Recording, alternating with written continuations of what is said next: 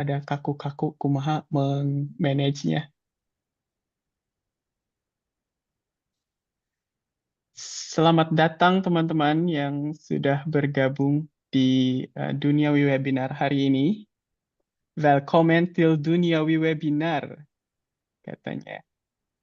Iya, sebentar ya, ini sambil meraba-raba gimana caranya. Tapi udah sih kayaknya. Sambil nunggu ya sebentar. Hmm, udah ada 33 yang masuk. Iya, mungkin kita mulai aja kali ya. Ya, welcome till Duniawi Webinar lagi, teman-teman. Perkenalkan, nama saya Sutisna. Saya co-founder dari Sawala Foundation. Dan juga tipis-tipis nulis di sutisna.com yang mungkin teman-teman juga ikutan webinar ini dari website atau dari Instagram saya ya.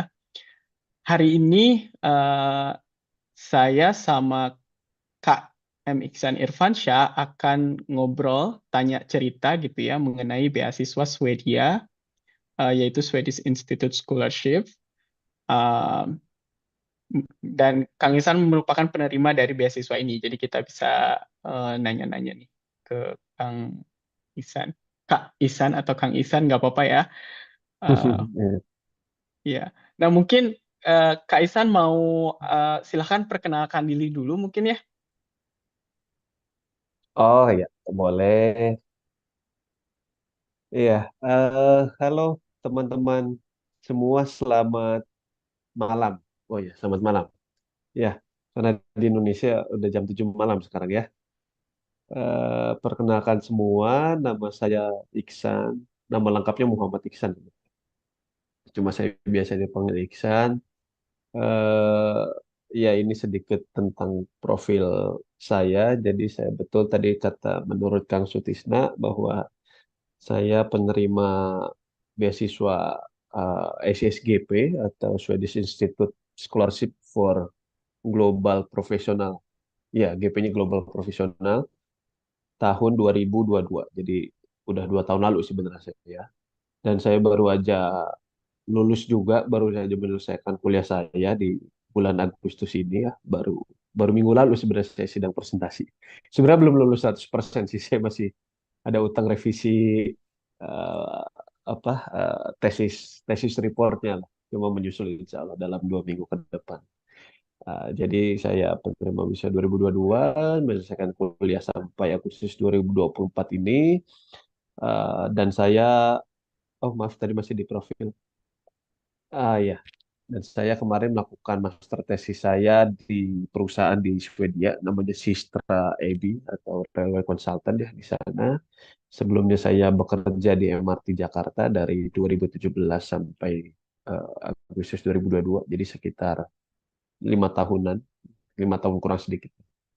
Sebelumnya juga saya pernah bekerja di Unilever Indonesia di pabrik ya, sebagai engineering.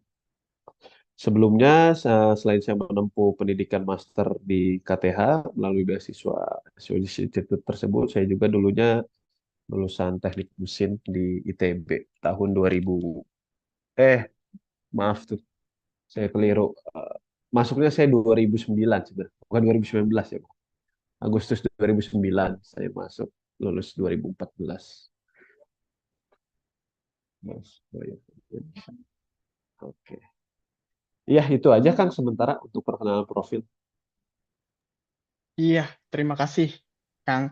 Nah, sebelum kita lanjut, kita coba check in dulu ya, Kang, ke teman-teman nih, Oh ya, teman-teman duniawi di sini yang hadir hari ini, kira-kira tinggal di kota mana. Saya ada polls yang coba saya inikan ya ke teman-teman, bisa nggak jawab dulu pollingnya. Kira-kira teman-teman yang hadir di sini tinggal di mana sih? Wah, Jakarta mendominasi nih. Ini daftar kotanya saya ambil dari statistik eh, teman duniawi di Instagram saya nih. Tapi ternyata kota lainnya lumayan banyak juga nih. Nah, cuman kota lainnya tuh di mana aja belum bisa lihat ya. Cara lihat hasilnya 80. gimana ya, Kang? Nah, itu dia. Saya juga pemula nih, Kang. Webinar ini tuh baru pertama kali. Jadi, 86 partisipan sudah berpartisipasi. Mungkin sudah tidak ada pergerakan lagi. Mungkin diberesin aja kali ya pollnya. Kita end poll. Dan Eh, ternyata banyak yang dari 40% dari Jakarta. ah, Hasilnya kelihatan nggak sih? Saya juga bingung apakah ini kelihatan dari di teman-teman atau enggak. Coba ya. Eh, saya hanya bisa lihat chat nih. eh, ya nggak bisa lihat ya kan? Iya. Antara saya nggak bisa lihat atau saya nggak tahu caranya ya. Oh, oke, ini nih ada. Saya Ada, bisa. Ada ada bisa. Oh, ya. Jakarta tuh ya 40%, Bekasi, Iya, Bandung. Oke, betul. ya ya ya. Kota lain banyak nih, cuman belum ke few details sebentar. Few details, em, saya coba. Ya itulah, pokoknya ya nanti aja lah mungkin Mhm. Oke. untuk poll quiznya. Oke, kita lanjut Kang ke slide yang sebelumnya, di mana itu?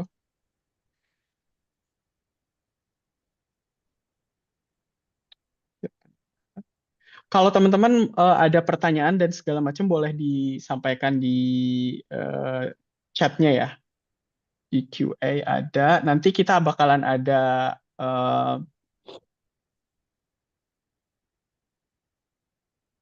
kelihatan hasilnya. Nanti bakal ada sesi khususnya ya untuk jawabin QA dari teman-teman. Tapi untuk sekarang kita mungkin lanjut dulu menggunakan slide yang ada. Oke. Nah, Kang, kita lanjut ngobrol-ngobrol ya. Mungkin pertanyaan Oh ya. pertama dari saya sih, kenapa memilih Swedia dari sekian banyak negara di dunia dan di Eropa? Oh, oke. Kenapa sih Iya, milihnya di iya. Swedia? Boleh.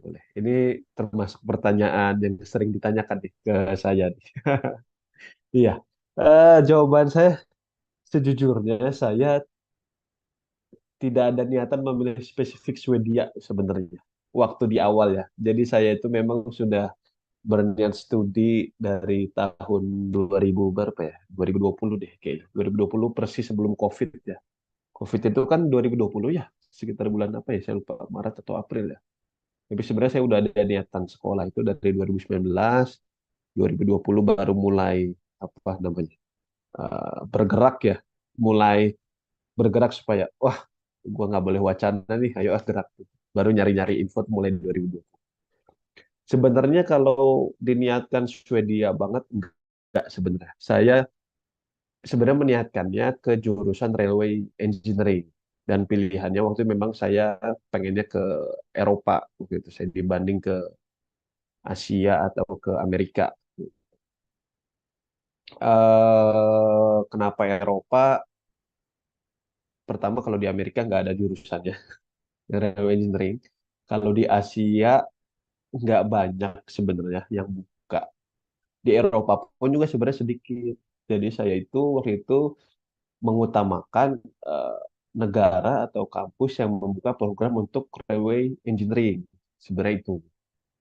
Jadi waktu itu saya sebenarnya ngelamarnya ada ke UK, ke Birmingham ya, terus ke TU Delft di Belanda, lalu ke Aachen di Jerman, dan ke Swedia di KTH gitu.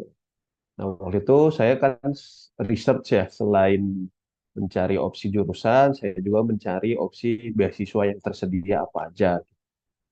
Dan waktu itu pilihan saya mengerucut ke dua pilihan sebenarnya. Di Birmingham melalui beasiswa Chevening, lalu kemudian KTH melalui beasiswa SISGP.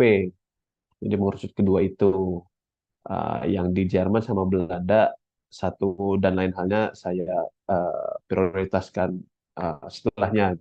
Lalu saya coba-coba, coba apply kampusnya, coba apply beasiswanya, ternyata yang diterima di SSGP dan di Swedia. Jadilah, oh yang diterima di sini ya, saya jalani gitu. Sebenarnya waktu itu saya tidak sebegitunya mengincar Swedia banget gitu ya. Tapi setelah saya coba riset lagi, oh kayaknya menarik juga nih gitu. Barulah saya mulai apa namanya apply dengan lebih serius lagi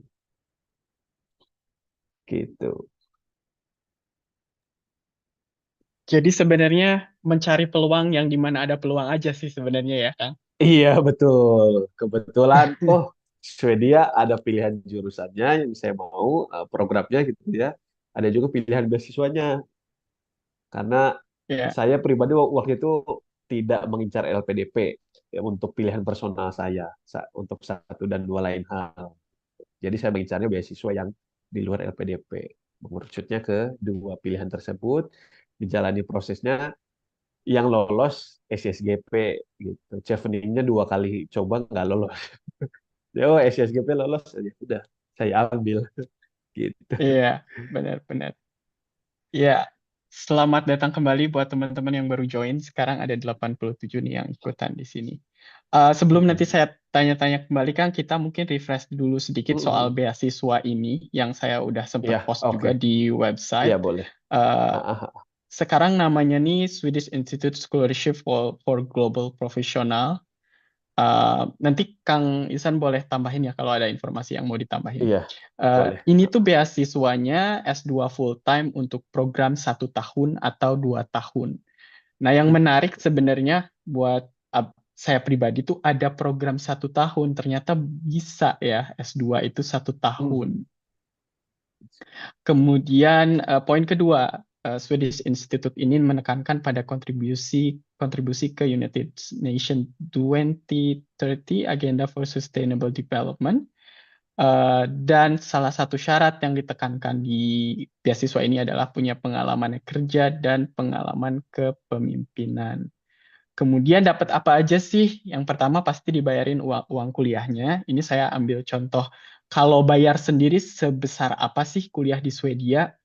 146.000 krona untuk program 1 tahun dan 292.000 krona untuk program yang 2 tahun. Mungkin beda kampus, beda program, beda biaya juga ya. Tapi kalau dari beasiswa ini kan dibayarin, jadi kalian nggak usah khawatir itu untuk kayak perbandingan aja. Dan biaya hidup 12.000 krona Hmm. per bulan, asuransi kesehatan dan kecelakaan, lalu biaya traveling 15.000 krona dalam cuman dikasih sekali. Nah, mungkin dari Kang Isan mau ada nambahin nggak dari dua hal ini? Nggak ada sih, paling biaya kuliahnya ya tadi betul, beragam tergantung kampusnya ya. Ini kan contohnya di mana di Linnaeus University. Kalau saya di KTH itu 2 tahun 310.000. Kalau misalnya ada juga kampus medikal yang terkenal di Swedia, ada namanya Karolinska Institute, itu 360.000 krona per 2 tahun. Tapi kalau misalnya dapat SI, insya Allah semuanya kita sudah digratiskan. Oh, termasuk ini tambahan ya. Kita beasiswa SI dibebaskan untuk biaya visa. Menarik, menarik. Biaya visa. Jadi kan daftar visa kan ada application fee-nya tuh. Nah, Hmm, itu kita dibebaskan dari it- Kalau bisa bayar sendiri 1.000 nggak? Nyampe 1.000 nggak? 1.500 ya per orang.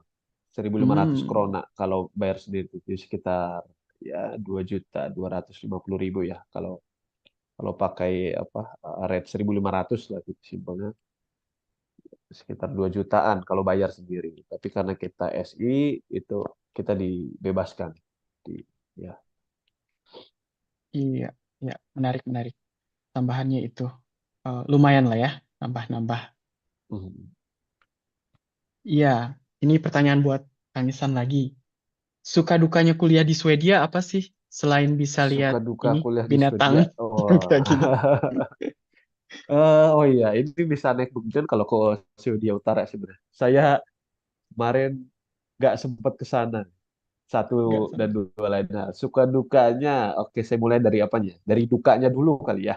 Duka. Boleh. Dari dukanya ya. Kalau dukanya, kalau dari saya apa ya? Eh, saya sih yang paling kerasa banget sih ini ya, karena saya Muslim ya, waktu sholatnya berubah terus sepanjang tahun. Itu salah satu dukanya menurut saya. Jadi waktu sholat itu sangat tidak konsisten gitu. Kalau lagi musim panas, maghribnya lama, malam malam sekali ya, subuhnya cepat. Kalau lagi winter, subuhnya lama, maghribnya bisa cepat gitu. Nah, itu dukanya. Eh, Pada saat winter, karena saya tahun pertama, saya belum bersama keluarga saya, jadi keluarga saya masih di Indonesia. Winter waktu itu, winter tahun pertama saya cukup kesepian ya waktu itu ya.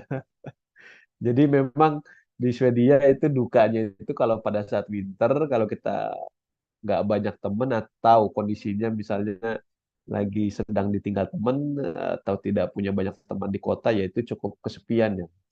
Kesepian sehari dua hari mungkin nggak kerasa, tapi kalau mulai hari keberapa tuh, hari ketiga, hari keempat, hari kelima mulai terasa tuh sepinya, dan itu bisa membawa ke arah depresi. Itu memang sudah diperingatin dari awal. Itu paling dukanya, sama dingin itu kan.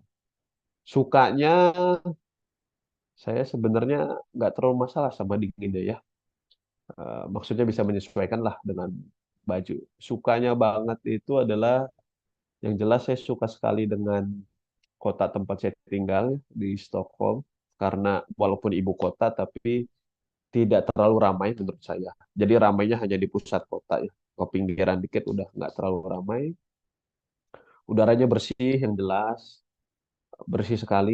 Jadi kalau dipakai olahraga, karena saya suka olahraga jogging gitu, itu nikmat sekali. Ke hutan mau trekking itu gampang, mudah, dekat, dekat dengan alam lah. Jadi Stockholm itu ibu kota tapi dekat dengan alam, tuh banyak banget hutan sebagainya.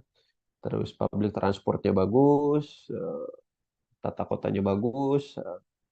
Sukanya juga saya kuliah juga, saya menjadi pengalaman yang menyenangkan ya buat saya kuliah di sana ya.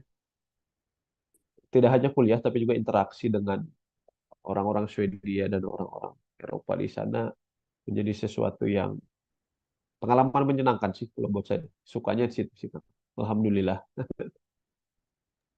Alhamdulillah. Ya, meskipun saya bukan kuliah, tapi bagian yang depresi gara-gara winter itu sama sih. Iya. Even untuk warga lokal juga, mereka juga masih merasakan sih kadang ya. Iya, gelapnya. Iya. Oke, uh, Heeh.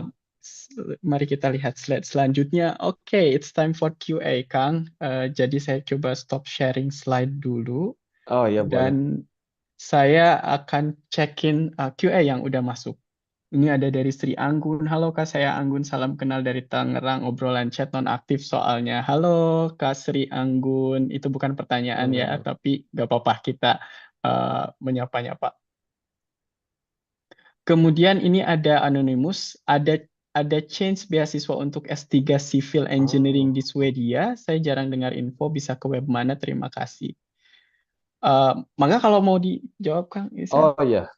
Untuk teman-teman yang berminat S3 ke Swedia, sebenarnya di Swedia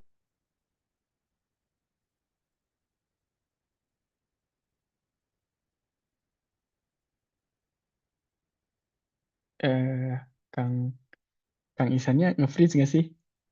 itu kalau Agak bikin. Oke. S3 itu jatuhnya sudah tidak jadi seperti sebuah profesi pekerjaan ya.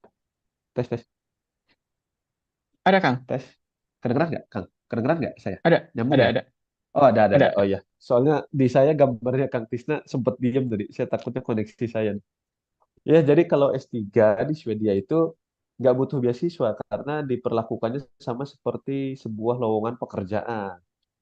Jadi alih-alih butuh beasiswa, kalau yang S3 itu kalau diterima justru kita akan digaji di sana. Nah, jadi untuk teman-teman yang berminat S3 di Swedia, kalau mencari lowongannya langsung eh, apa kunjungi website kampus yang dituju ya. Lalu biasanya di tiap kampus itu ada fitur apa ya namanya? aktifkan notifikasi gitu ya. Jadi kalau misalnya ada lowongan PhD student S3, nanti bisa notifikasi bisa masuk ke email kita. Kalau memang ada yang jurusannya sesuai dengan yang kita minati dan requirement-nya kita masuk, kita bisa langsung daftar gitu. Jadi nggak butuh beasiswa lagi sebenarnya. Dan setahu saya, kalau S3 di Swedia itu kan ya minimal 4 tahun lah. 2 tahun pertama itu memang secara salary-nya bisa dibilang pas-pasan. Tapi tetap bisa hidup layak bisa. Kalau apalagi kalau sendirian mah bisa hidup layak banget. Tapi mungkin kalau untuk bawa keluarga mesti pas-pasan. Tapi setelah 2 tahun nanti itu salary-nya akan naik lumayan signifikan. Jadi kalau untuk S3, kalau hidup sendiri itu benefitnya sudah lebih dari cukup untuk tinggal di Swedia. Kalau bawa keluarga masih bisa, tapi rada ngepas aja gitu. Jadi sebenarnya nggak perlu cari beasiswa kalau mau S3 di Swedia. Dan setahu saya kayaknya in general Europe seperti itu sistemnya. S3 itu nggak butuh lagi beasiswa, tapi justru kita yang akan digaji. Karena jatuhnya kita sebagai researcher atau peneliti di kampus tersebut. Jadi kalau mau tahu infonya, silakan cari kunjungi website kampusnya, research ya. Lalu coba cari jurusan atau program-program yang kita minati. Nanti Iya, biasanya betul. tersedia topik-topik PhD apa aja, gitu. Betul. Jadi kalau untuk S3 nggak butuh beasiswa, itu sebenarnya kerja aja dan itu apply-nya ke Mm-mm. kampus masing-masing dan Mm. kayak apply lowongan kerja aja. Nah, kita ada Betul. masuk ke pertanyaan selanjutnya ya, Kang. Dari Ani, apakah semua kampus di Swedia butuh informasi akreditas dari kampus aplikan pas S1? Saya pernah daftar ke Lund University ditolak karena kampus saya Wow. pas S1 belum terakreditasi. Kalau saya baca di informasi dari University Admission, di mana itu website Heeh. yang kalian akan daftar pada saat mendaftar ke kampus, emang disebutin akreditasnya minimal ban PT baik atau A baik sekali.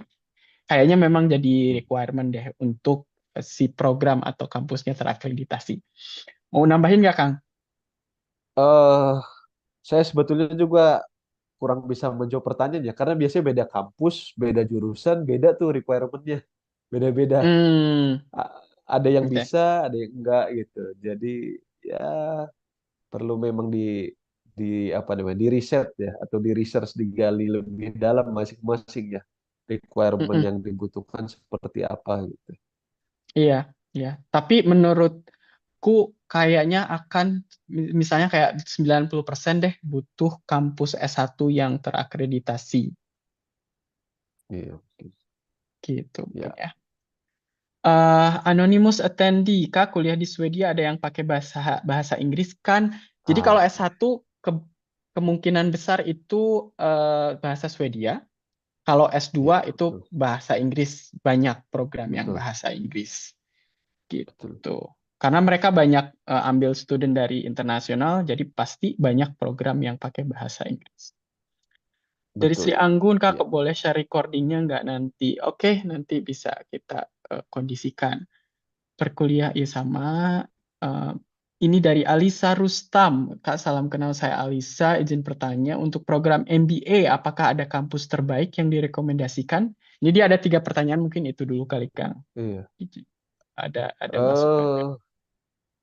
eh MBA. Saya tahunya kalau MBA misalnya di Stockholm ada nama kampusnya itu SSE ya. Stockholm School of Economics kalau saya nggak salah ya. Betul. Iya, SSE.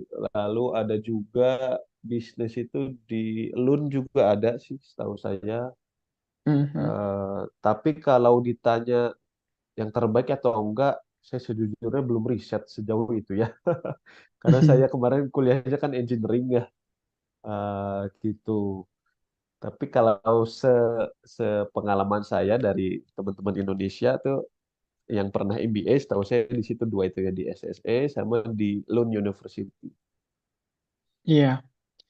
Kak, kalau menurutku sih karena Stockholm School of Economics itu fokus di business school, mungkin lebih Mm-mm. masuk kali ya MBA di sana.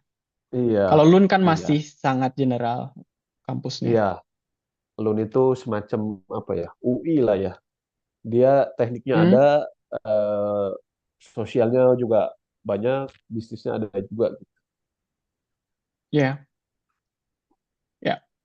Eh, dua beasiswa apa yang direkomendasikan dan apa saja syaratnya? Mungkin salah satu beasiswanya bisa masuk di yang Swedish Institute ini. Cuma nanti perlu dicek Iya, apakah MBA ini masuk ke list jurusan yang diperbolehkan oleh eh, Swedish Institute atau SSGP. tidak. Iya betul. Heeh. Iya.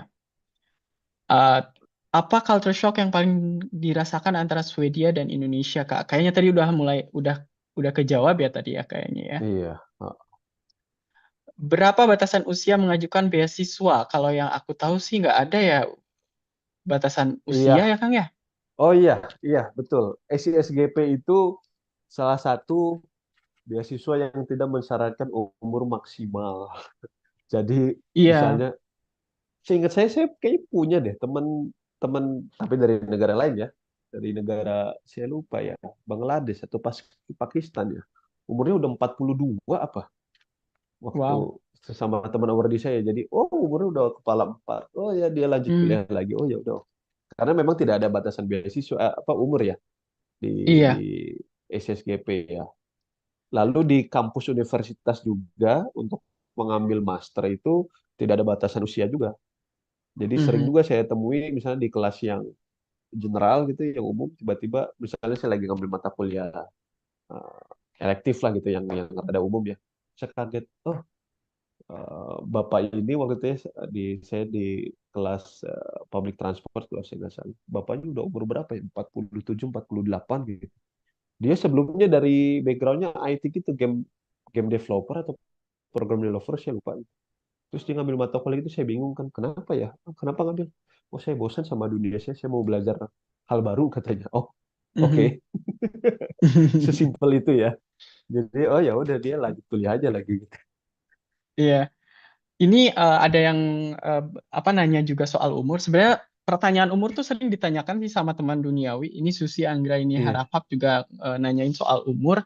Aman Kak, nggak ada batasan umur untuk Aman. beasiswa ini. Dan sebetulnya kenapa ini nggak ada di Swedia? Karena dia kayaknya ada hukum yang memastikan bahwa tidak ada diskriminasi umur baik di pekerjaan maupun di kuliah. Jadi Iya. bagus banget hukumnya. Iya.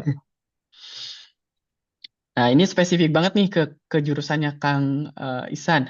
Jurusan Oh railway di oke. Swedia selain KTH ada nggak? Setahu saya tidak ada selain KTH ya. Tapi eh, di Göteborg ada namanya Chalmers University. Railway itu jadi salah satu apa namanya ya? Bukan jurusan ya apa ya? Fokus kelompok keahlian ya. Kelompok keahlian lah semacam kelompok keahlian di bawahnya jurusan civil engineering kalau saya nggak salah ya. Civil engineering atau mechanical engineering gitu. Tapi intinya ada apa namanya kelompok keahlian khusus di Chalmers ya di Göteborg. Tapi saya lupa di bawahnya jurusan apa. Tapi kalau yang memang spesifik berupa jurusan railway di Swedia memang hanya ada di KTH aja. Hmm, mantap, mantap KTH. Mungkin kita ambil dua pertanyaan lagi, terus kita Mhm. balik ke slide, nanti balik lagi ke sini ya, Kang. Dan teman-teman Boleh. duniawi. Ini, aduh, yang masuk pertanyaannya lumayan banyak, 66 kayaknya Ya, gak banyak sekali bakalan ternyata keburu ya. ini. Ya, lumayan Iya. rame. Kayaknya ini mesti setengah hari. Iya. Ini dari Elgawati Oktaviani, Kak mau tanya kalau bebas visa berarti reimburse ya harus punya tabungan mengendap dulu nggak, Kak? Untuk Kang Isan satu angkatan tahun 2022 ada berapa orang ya WNI? Banyak orang di sana. Banyak pertanyaannya nih. Oke. Jadi nih, kalau SSGP itu, kalau untuk urusan visa, yang saya rasakan itu pengalamannya, kita itu seperti apa namanya ya, masuk ke jalur VIP ya, kalau lagi daftar visa via beasiswa SSGP itu. Kita nggak perlu bayar aplikasi, kita nggak perlu menyediakan tabungan, kita cukup menyediakan surat apa acceptance letter dari SSGP bahwa kita salah satu awardee, wah udah tuh jalannya mulus visa. jauh lebih mulus daripada orang-orang yang lanjut kuliah pakai beasiswa LPDP atau pakai biaya beasiswa ayah ibu, mulus sekali gitu. Ibarat kalau misalnya lagi ngantri apa wahana di Dufan ya gitu ya, kita tuh bagiannya ekspres tiketnya lah gitu, mulus sekali, nggak ada. Karena beasiswa I- SNJP itu sudah bekerja sama dengan pihak imigrasi Swedianya. Jadi pada saat kita mendaftar di website aplikasinya ada pilihannya tuh. Saya penerima beasiswa SGP, tinggal contreng, upload acceptance letter kita, terus isi nomor referensi beasiswa apa sebagai awardee, udah tuh mulus. 2 minggu, 3 minggu langsung approve. Nggak perlu sediakan dokumen apa-apa lagi. Surat sakti lah, ibaratnya. Wah, mantap. Berarti sebenarnya karena ini free dan nggak harus ada bayar apa-apa, nggak ada reimburse, dan nggak harus Nggak ada ada, tabungan mengendap, nggak ya ada. kan? Oh, paling gini aja Mm. sih, modal di awal tiket pesawat pertama aja ya. Tiket pesawat pertama berangkat ya. Nah, itu harus nyiapin dari Karena tabungan dulu karena uang, karena uang travelnya itu baru diberikan pada saat kita sudah tiba di Swedia. ya, ya. Heeh. Jadi Paling itu tabungan tiket mengendap pesawat tuh pertamanya. dibutuhkan tapi bukan untuk bukti, tapi emang untuk beli tiket. Tiket pesawat aja gitu. Beli tiket pesawat aja. Iya. Jadi tabungan mengendapnya nggak perlu sampai ratusan juta. 30 juta juga nggak sampai. Hanya untuk tiket Mm-mm. pesawat pertama aja. Iya. Dan mungkin perlu nyiapin buat apartemen di bulan pertama. Oh iya mungkin itu ya. Iya betul betul. Iya. Buat ya apartemen sebulan pertama. Nah, Mhm, mhm. Ya. Tahun 2022 ada berapa orang katanya, Kang? oh, tahun 2022 saya ada 8 orang yang keterima dari Indonesia. 2003, 2023 itu ada 7 orang. 2024 ini alhamdulillah jumlahnya cukup signifikan, naik dari Indonesia, naik jadi 13 orang. Jadi Wow. ya alhamdulillah ya. Mudah-mudahan tahun Mm-mm. depan makin banyak lagi Amin, dari amin, amin. Indonesia jatahnya. Ya, mudah-mudahan salah satunya adalah teman-teman duniawi yang hadir hari ini di webinar ini. Amin. Amin. Mudah-mudahan sekali ya. Ya. Satu lagi pertanyaan sebelum kita masuk ke slide lagi. Kang, pasangan saya sedang Mm, proses untuk apply beasiswa SISGP. Rencana tahun depan mm, akan nikah juga, Kang. Kalau mau bawa pasangan mm. gimana, Kang? Apakah harus urus visa koaplikan berbarengan dengan pasangan apply visa student? Atau bisa apply-nya setelah beberapa bulan kemudian, supaya nggak buru-buru nikah, lalu langsung urus visa karena terlalu padat timeline-nya. Nah, ini pas banget Oh, pertanyaannya ditanyakan ke Kang Isan karena nyusul nih keluarganya. Gimana nih, Kang? iya. Bisa dua-duanya sih sebenarnya. Bisa nge-apply barengan dari awal. Bisa juga pasangannya menyusul nanti jadi kayak apa namanya? Tadi yang mau play siapa, dianya atau suaminya? Suaminya ya. Bisa suaminya dulu datang lalu menyusul. Suaminya. Hmm. Iya, saya kalau pengalaman saya kan kemarin saya sendiri dulu, baru setelah 10 bulan baru eh, istri dan anak saya menyusul. Cuma paling kalau untuk membawa pasangan ya, tadi kan jumlahnya berapa beasiswanya? 12.000 ya sebulan. Jadi kalau di imigrasi Swedia itu ada persyaratan minimal eh, penghasilan kita atau pemasukan kita, bahwa apakah cukup untuk membiayai hidup kita selama kita di Swedia. Jadi kalau per orang itu hitungannya imigrasi itu mensyaratkan minimal ada 10.500 ya kalau nggak salah sekarang ya. Saya lupa update-nya berapa. 10.500. Kalau membawa istri satu orang ditambah 2.500. Berarti kalau misalnya ditambahin kan sekitar berapa? 13.000 ya. 13.000 krona tuh minimal dalam sebulan. Sedangkan beasiswa SI-nya hanya memberikan 12.000 krona sebulan. Jadi kita harus menyiapkan yang tadi bukti rekening itu, tabungan yang mengendap untuk mengatasi selisih 1.000 krona setiap bulan. Jadi 1.000 krona tiap bulan berarti berapa? Sekitar 1.500.000 ya per bulan, eh, dikalikan dengan jumlah durasi yang mau di-apply. Misalnya tadi kalau misalnya mau apply dari awal berarti kan akan meng-apply durasi stay-nya sekitar berapa? 24 bulan. 24 bulan dikali 1.500.000. Tuh, kita harus menyiapkan di rekening tabungan kita sebesar segitu.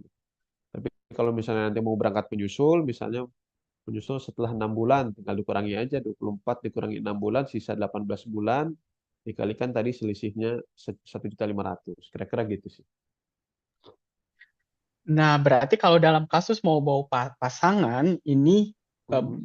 tabungan mengendap lebih dibutuhkan Betul, untuk betul. menutupi kekurangan dari 12.000 yang kita dapat Iya, dari beasiswa.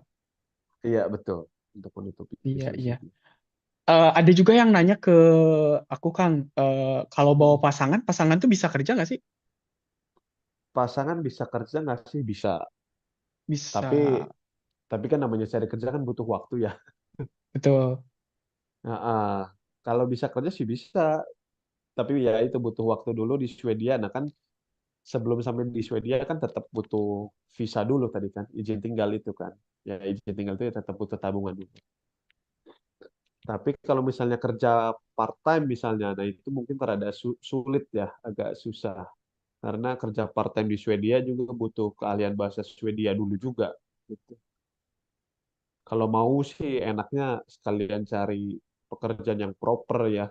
Maksudnya yang memang kayak Kang Sutisna gitu kan, yang secara company-nya memang meng-hire dan tidak butuh apa persyaratan beasiswa bahasa Swedia yang apa namanya yang ketat ya bisa pakai Inggris. Nah, itu banyak bisa dicari di LinkedIn gitu sambil sambil berjalan lah hidup nemenin pasangan di Swedia.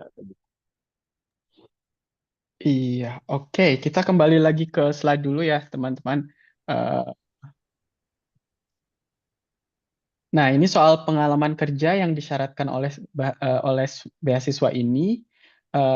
Satu, Mhm. nggak harus sedang kerja saat daftar, jadi boleh pada saat daftar tuh udah nggak bekerja, tapi tetap punya pengalaman kerja sebelumnya gitu. Itu boleh full time dan Betul, part time employment sebagai betul, karyawan freelancer ataupun employer. Mungkin employer di sini lebih ke kayak betul. punya bisnis kecil-kecilan juga berarti masih boleh ya, Oh mungkin. iya, boleh. Ya, betul. Pengalaman 3.000 jam kerja dari maksimal 3 perusahaan. Sebenarnya 3.000 jam ini kurang dari setahun nggak sih, Kang? Eh, seingat saya tuh 3.000 jam kerja itu setara 2 tahun apa ya? Saya Oh, soalnya ingetnya oke. bukan jumlah jamnya, saya ingetnya tuh sekitar 2 tahun pekerjaan lah. Oh, oke, oke. Heeh, Berarti, heeh. let's say kita asumsi minimal 2 tahun kerja gitu, punya pengalaman gitu Mhm, ya. mhm, mhm. Iya betul. Dan form dan template pengalaman kerjanya nanti itu dikasih ya sama mereka ya, ngisi. Iya, itu diupdate setiap tahunnya di apa websitenya ICSGP. Itu biasanya mulai diupdate sekitar bulan Oktober gitu. Jadi memang Mm-mm, mereka mm-mm. menyediakan form template khusus. Jadi kita cuma tinggal mengisi aja gitu, menyesuaikan dengan form template dari mereka. Kita nggak perlu bikin template baru dari awal. Iya, oke. Eh, Kemudian pengalaman kepemimpinan ini sebenarnya saya kopas kopas saja dari websitenya. Cuman mungkin saya akan Iya. highlight yang prioritas akan diberikan kepada pelamar dengan pengalaman kepemimpinan yang relevan terhadap pekerjaan. Eh, Iya, iya. ada mau info info tambahan Kak, Kang, soal leadership Paling saya experience? tambahannya ini ya. Kalau yang tadi kan pengalaman kerja itu memang ada batas minimum ya, sekitar 2 tahun atau tadi sekitar 3.000 jam kerja. Tapi kalau pengalaman leadership ini tidak ada batas minimum sebenarnya. Jadi misalnya kita memimpin, let's say misalnya hanya 6 bulan, it's okay, nggak jadi masalah karena tidak ada minimum requirement-nya. Jadi nanti ada formnya terpisah tuh, ada form khusus pengalaman bekerja, ada form untuk pengalaman leadership gitu.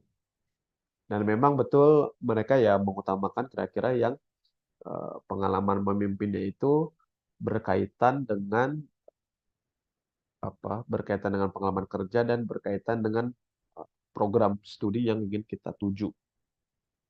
Jadi yang relevan. Betul. Iya. Nah, Ini buat ke Kang Isan. Ada tips nggak supaya Ya. aplikasi kita stand out? Karena pasti dari Ah, seluruh dunia, dari 41 iya, negara yang menginginkan yes, yes, aplikasi yes. ini. Iya. eh nah ini nih, eh ini rada tricky jawabnya nih supaya aplikasi kita stand out ya. Karena begini, SSGP ini kan ini bukan di bukan di marketingnya duniawi atau marketingnya Kang Tisna ya, tapi saya sering juga lihat di marketingnya akun studi lain gitu bahwa yang digembar-gemborkan SSGP ini salah satu kelebihannya adalah tidak ada interview gitu, hanya seleksi berkas, hanya tanda kutip. Sebenarnya seleksi berkas itu saya menilainya bukan suatu keunggulan ya, karena itu sesuatu yang sangat teramat sangat challenging justru menurut saya. Kenapa? Karena mungkin kelihatannya sepele hanya seleksi berkas, tapi coba bayangkan kita sebagai tim penyeleksi beasiswanya nih.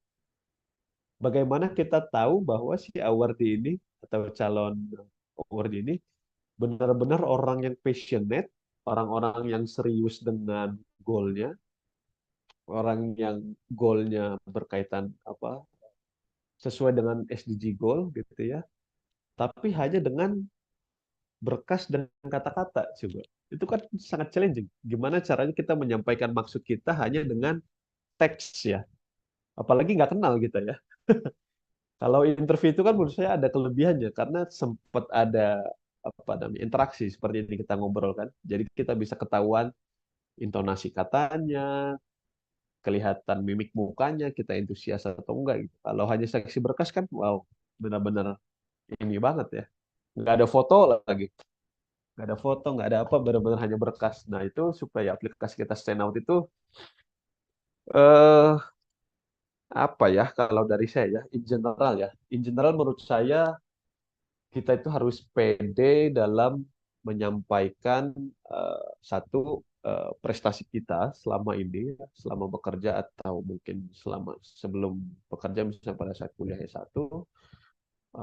Lalu yang kedua, kita harus bisa juga menyampaikan eh, cita-cita kita, program goal kita, tapi tengah-tengah tuh antara tidak boleh secara terlalu general, tapi juga tidak bisa terlalu spesifik yang orang kalau baca, wah nggak ngerti nih apa nih istilahnya gitu ya.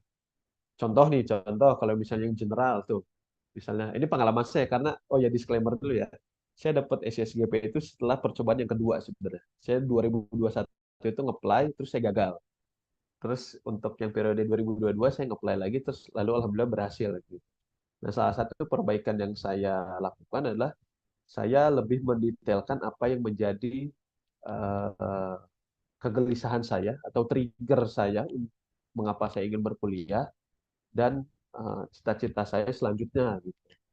Contohnya waktu di eh, percobaan saya yang pertama saya hanya nulisnya misalnya saya ingin kalau nggak salah ya seingat saya cuma nulis saya ingin belajar lebih dalam tentang railway lalu untuk berkontribusi lebih banyak di masa depan. Wah, itu terlalu general tuh, terlalu general gitu. Baru yang pas keduanya saya tulis kegelisahan trigger saya kenapa? Karena salah satunya railway expert di negara saya itu jumlahnya masih sangat sedikit. Jadi saya pengen belajar untuk menjadi expert tersebut dan mengisi kekosongan gap di negara saya. Itu kan lebih spesifik gitu. Kalau hanya saya ingin berkontribusi memajukan dunia ini, nah itu terlalu general. Itu salah satu contohnya lah, gitu ya. Ya, itu perlu pembahasan khusus kayaknya soal itu. Tapi Iya, aku pernah pernah dengar video Zoom recording Kang Isan di PPI yang ngebahas soal itu. Ada contohnya tuh. iya, Eh, iya. Motivation letter tahun 2021 dan 2022 itu kelihatan bedanya dan yang dua-dua emang lebih bagus. Iya, iya namanya juga Ya. improvement ya. Iya, nanti teman-teman bisa cek di YouTube-nya PPI. Ada yang dibahas soal itu. Oke, kita lanjut dulu sedikit. Jadi di SI di beasiswa ini ada list jurusannya yang diperbolehkan. Tiap tahun bisa berubah, kalian bisa cek di websitenya. Dan ini untuk yang tahun ini aku taruh juga di blog sutisna.com. Nanti bisa dicek juga atau nanti di slide yang ini bisa dicek. Jadi mungkin ada beberapa jurusan yang nggak eligible untuk beasiswa, jadi perlu dicek. Hmm. Oke. Pendaftaran ini untuk buat refreshing aja ya. Ada 2 tahap tuh, daftar ke kampusnya melalui University Admission, kemudian daftar ke Swedish Institute untuk beasiswanya. Saat kita Hmm. daftar ke program jurusan lewat University Admission, kita mesti biaya pendaftaran sendiri, biayanya kurang lebih 900 krona. Nah ini Kang boleh di validate nggak? Benar nggak kita mesti tetap bayar yang ini? Atau ini juga Oh dibebaskan? iya, enggak. Kalau yang ini kita memang harus bayar sendiri itu 900 Oke. krona ini. Ini ibaratnya ya modal lah, Biaya modal admin lah pancingan ini. lah, ya modal pancingan lah ya. Ibaratnya kalau mancing gitu ya, memang mungkin eh, relatif cukup besar ya. Di 900 krona itu kan sekitar berapa ya? Sekitar 1.500.000 lah ya. Mungkin ya more or Hmm. less ya. Hmm. Jadi ini memang modal yang perlu kita keluarkan. Jadi kalau diterima, alhamdulillah. Kalau nggak diterima ya hangus. Ya namanya Iya, juga memancing ya. Kan kalau iya, mau dapat iya, ikan yang besar ya umpannya harus semakin besar juga. iya, betul, betul. Di slide saya sebenarnya belum belum masuk ke QA, tapi saya kayaknya akan masuk lagi ke QA dulu, Kang, karena Oke, banyak boleh, boleh. yang masuk. Iya. Tapi saya coba kasih kesempatan buat teman-teman yang ngacung atau raise hand untuk berbicara. Mungkin Alisa Rustam masih perlu untuk berbicara. Mungkin saya berikan kesempatan untuk bicara atau sudah? Halo, selamat malam Yo. Kak Sutisna dan Kak Isan. Salam kenal, saya dengan Alisa dari Tangerang Selatan. Saya Hmm. ingin tanya, jadi tadi saya juga sudah melontarkan 3 pertanyaan, tapi saya ingin tanya lebih lanjut untuk di sana. Itu Hmm. kalau kita selain bawa pasangan, apakah kita bisa bawa keluarga, misalkan contoh orang tua gitu? Terima kasih. Hmm. Oh, saya lupa ya kalau orang tua bisa nggak ya? Saya nggak, saya tidak terlalu yakin dengan jawaban saya. Mungkin bisa, mungkin juga enggak, karena persyaratan bisa bawa orang tua atau enggak bukan kampus atau beasiswa yang menentukan, tapi dari pihak imigrasi. Ya, mungkin bisa dengan visa family reunion ya, Kang ya. Saya Iya, nggak terlalu yakin ya. Kalau untuk iya, keluarga inti itu bisa ya, karena jatuhnya dependen misalnya istri atau misalnya pasangan apa, misalnya istrinya yang kuliah, suaminya bisa, anak-anaknya bisa. Tapi kalau orang tua, aduh, saya nggak terlalu yakin jawabnya. Harus iya, dicari lebih lanjut di situs imigrasinya Swedia. iya, agak tricky ya. Dan juga sebenarnya regulasi family reunion itu makin diperketat juga. Jadi mungkin kemungkinan untuk bisa dapatnya lebih kecil dibandingkan bawa partner atau pasangan. Mm-mm. Saya akan kasih kesempatan untuk ke Dewi Maha, Mangga, kalau masih mau mengajukan pertanyaan secara langsung,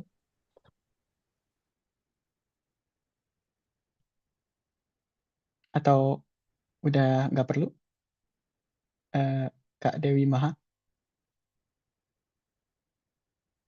Atau saya kasih kesempatan untuk Salman Hakim terlebih dahulu. Halo, halo. Masuk ya suara saya? Masuk, Kak. Oke, ya. Terima kasih banyak Kak Sutisna dan Kak Isan. Aku mau nanya, Kak. Jadi, tadi seperti yang udah dibilang, sebenarnya kan si ASGP ini eh, nggak ada interview ya. Maksudnya full essay. Nah, sebenarnya apakah penulisan essay ini mirip-mirip dengan aplikasi beasiswa lain, misalnya seperti LPDP atau Chevening, atau ada format khusus gitu ya, Kak? Dan juga, kalau misalnya dari tingkat keketatan, eh, apakah beasiswa ini yang sangat ketat gitu atau cukup akseptabilitasnya gede. Dan juga kalau nggak salah satu lagi yang terakhir, beasiswa ini kan kalau nggak salah tidak diwajibkan pulang ke Indonesia. Mau nanya, apakah opportunity setelah selesai kuliah di sana itu cukup mudah dan menjanjikan gitu Kak, atau malah bikin cukup struggle gitu sih untuk nyari kerjanya. Makasih banyak. Oh, oke. Terima kasih, Eh, Salman. terima Beberapa kasih. pertanyaannya banyak ya. Iya. Maaf tadi saya ketinggalan yang pertanyaan pertama. Nggak tahu tadi saya kayak tiba-tiba Esai, Kak. keluar. Selesai. Hmm, Oh, esai. esai. Kenapa esai? Apa, apakah formatnya mirip-mirip kayak SI Chevening atau LPDP, atau ada Oh, treatment ya khusus ini. gitu? Iya.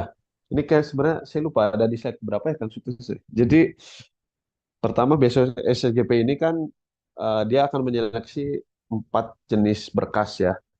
Yang pertama itu CV, yang kedua eh, bukti eh, proof of work sama proof of leadership, ya. Jadi bukti pengalaman bekerja sama bukti kepemimpinan kita. Yang ketiga itu surat rekomendasi. Surat rekom Surat rekomendasi ini bukan surat rekomendasi akademik ya. Surat rekomendasi ini satu dari tempat pemberi kerja, dua direkomendasikan sekali dari komunitas di luar pekerjaan. Tapi kalau nggak punya komunitas di luar pekerjaan dari tempat bekerja lagi. Karena judulnya beasiswa for profesional. Jadi saya sangat tidak menyarankan surat rekomendasinya dari dosen atau dari sisi akademis. Karena judul beasiswa adalah for global profesional. Kecuali memang pekerjaannya memang dari akademis ya, dari dosen gitu misalnya. Tapi kalau bukan sebagai dosen, saya tidak merekomendasikan dari kampus. Terus yang keempat, terakhir itu motivation letter. Nah, motivation letter ini yang sangat tricky.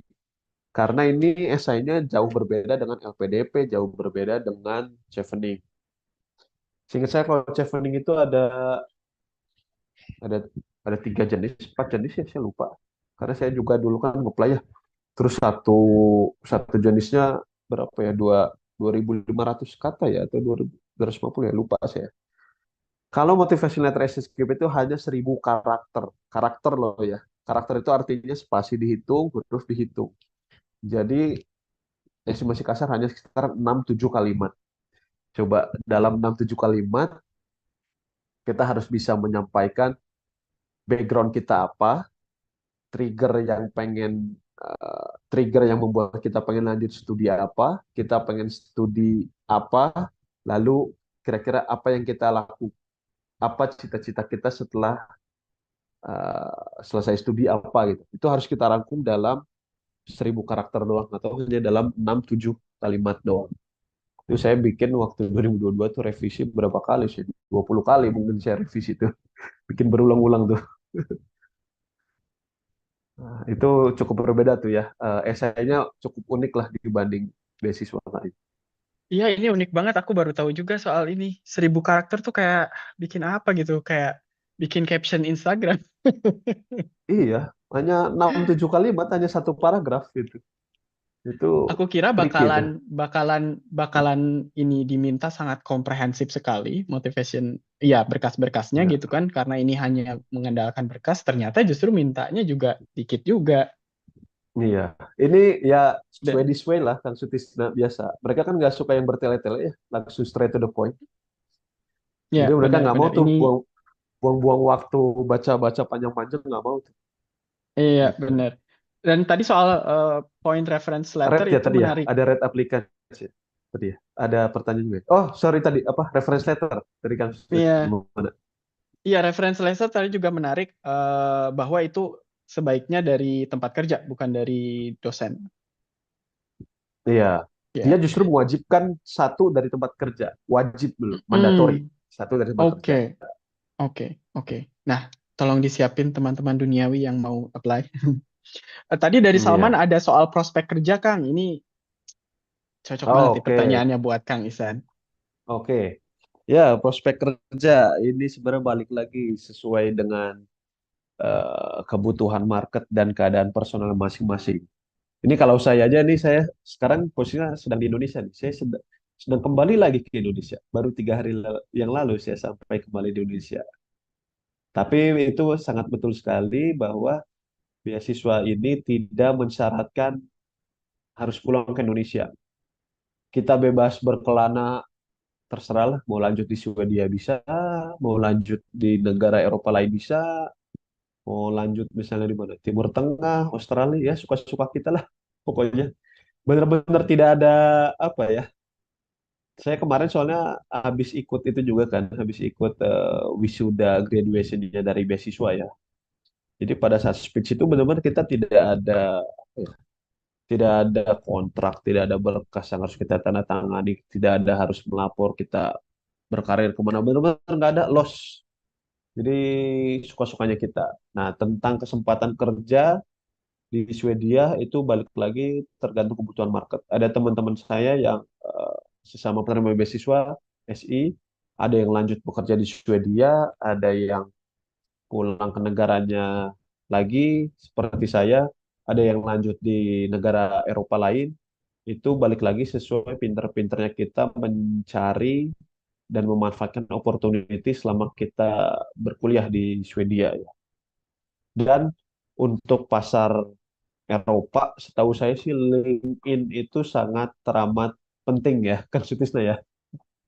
Karena banyak lowongan pekerjaan di apply-nya di LinkedIn. Saya juga dapat posisi magang untuk melakukan tesis saya dari LinkedIn juga. Dan kebetulan railway consultant saya Sistra itu kan worldwide ya, nggak cuma di Swedia ya. Ya sekarang saya ada peluang untuk mengajukan masuk Sistra lagi di negara lain, nggak cuma di Swedia.